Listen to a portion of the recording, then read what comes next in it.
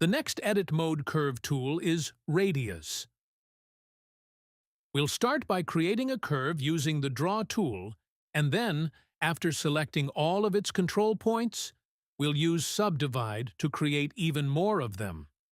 To show the effects of the Radius tool, we need to have given our curve either a depth or extrude value. For our main example, we'll use a depth setting of 6 centimeters. Now, if we select a control point and the Radius tool, we get a circle gizmo over that point.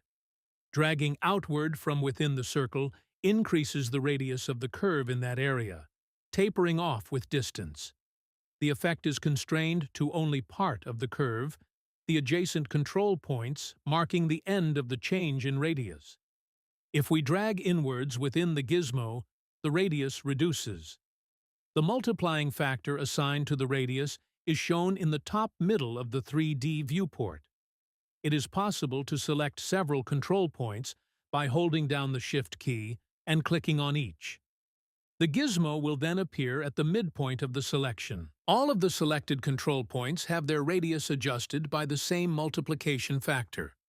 Another way of spreading the effect created is to switch on proportional editing.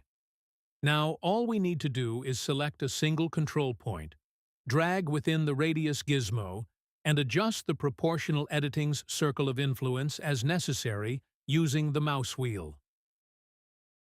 There is a keyboard alternative to using the Radius tool. Pressing Alt-S creates the same effect, but without the gizmo, and this time we move the mouse without any button pressed.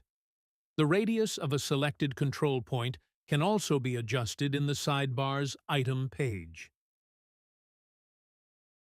Finally, let's see how the effect works when we're using an extrude value rather than a depth.